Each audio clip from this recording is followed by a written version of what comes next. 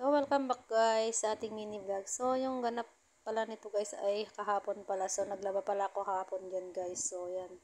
Nilalagyan ko pala ng tubig yung washing machine dyan guys. So, mano-mano lang yung paglagay ko ng tubig guys kasi malayo yung hose. So, ayan. Maglalagay na pala ako na dyan ng sabon guys. So, ayan.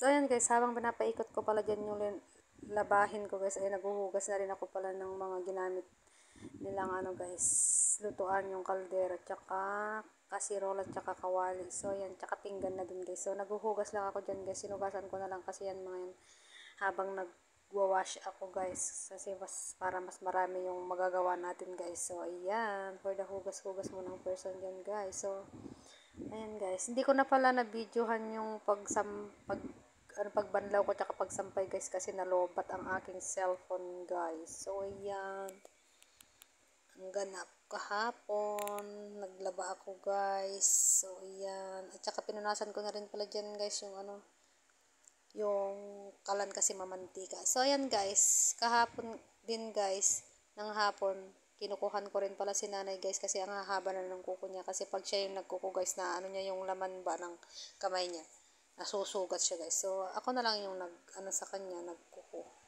So ayan.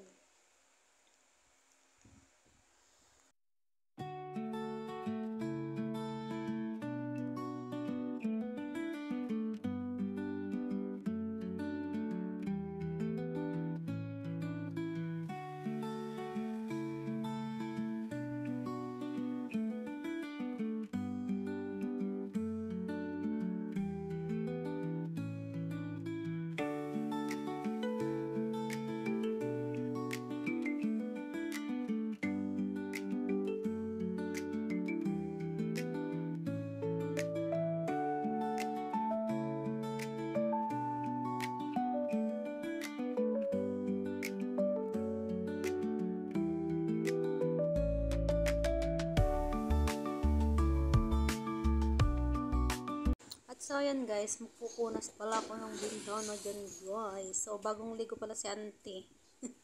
So, ayan. Punas lang tayo ng mga bintana guys kasi ano, medyo matagal-tagal na rin ako na hindi nagpunas ng bintana. So, ayan. Pero punas-punas muna ang auntie nyo.